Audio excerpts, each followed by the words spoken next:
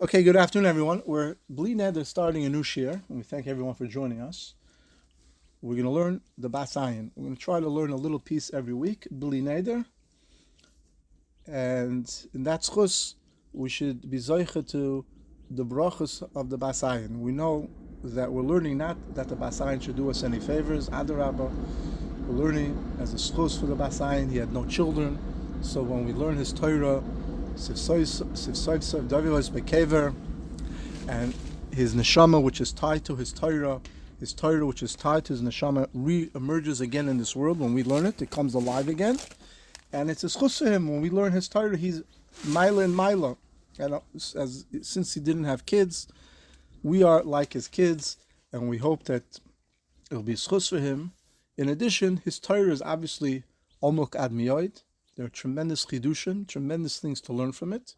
And when you learn from the Seder, the Midas of the Tzaddik, we follow in his footsteps. We all know the Bas Ayin, the stories that's brought down from Rabbi, from other people, regarding learning the stories of the Bas Ayin, learning the Sefer, making a Suda, davened by his kever. In addition, even if the story of the Nes Nigla that he made for the people of Tzvas during the earthquake, that in and of itself tells us what an Adam Gadol Ad Miyoidi was.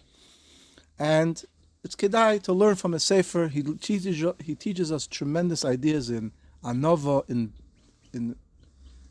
Batlus to HaKadosh Baruch Hu, in Anova, not to be a Balgaiv, and other inyanim that are kedai for us to try to extract, even though many of his Torah is very deep, very hard to understand. Especially a lot of them are deep Hasidus and Kabbalah. Where we can, we'll try to explain it to the best of our abilities, even though most of it is above my level, my understanding.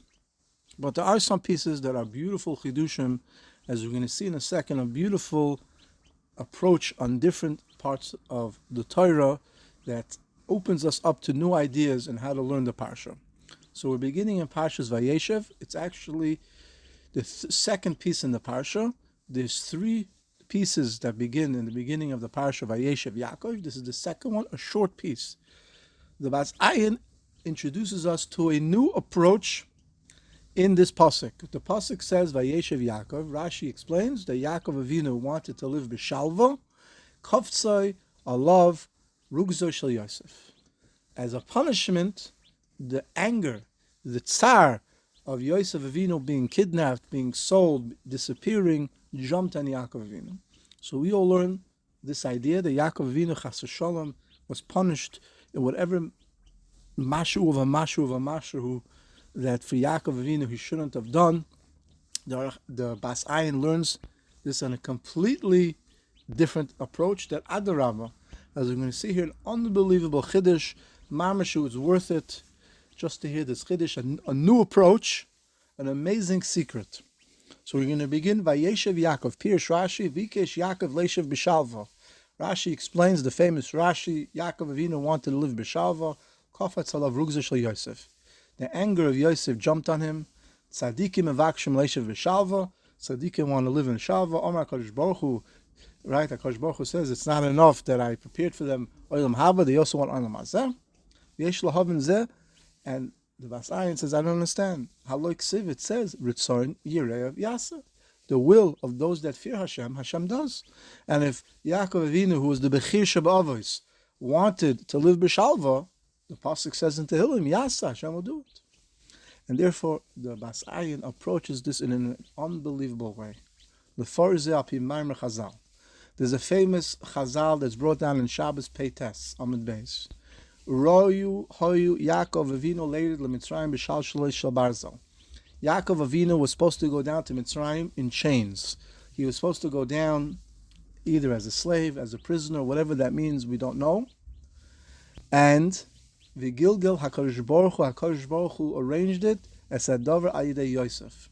That Yosef ended up going down in chains, and Adarabba, Yaakov Avinu yorad b'chovod gadol Mitzrayim. V'yorad the Chavi Gadol Mitzrayim, and Yaakov Avinu went down in great covet. So from this understanding, if you look at it, Yaakov Avinu was supposed to go down in chains. And on the contrary, he didn't go down in chains. The viceroy, the second in command, called him to come down. He sent wagons, official wagons. Yaakov Avinu was presented to Melech Mitzrayim, who was giving him a big covet. So from there it says the Basayin Lafizen Nefarisha Bevadai Ritzoni Rav Yasa. Yaakov Yoda, Yaakov Avinu Nushu Roy Leired Limitzrayim Bishal Shalosh Bazel. Bechinas Golus, and the concept of Golus Apisiba Haidula Baruch Hu. For whatever reason Hashem understood. Yaakov Avinu understood that this was the Ratzon of Hashem. He didn't, whether he understood or not is not the point, but that was what Hashem wanted. L'chein bikesh Yaakov leishev b'shalva. Yaakov Avinu wanted to sit b'shalva, which means he wanted to actually go down to Mitzrayim b'shalva. Hainu pirish shispalel me Hashem sheyeshev b'shalva. Right, that he shouldn't have to worry that he will go down in chains. That was the tefillah, not the tefillah that Yaakov Avinu wanted to have relaxation now, but rather that Yaakov Avinu shouldn't have to worry that he's going to go down in chains, that he's going to go down as a servant, he's going to go down as an eved. Hashem answered his tefillah.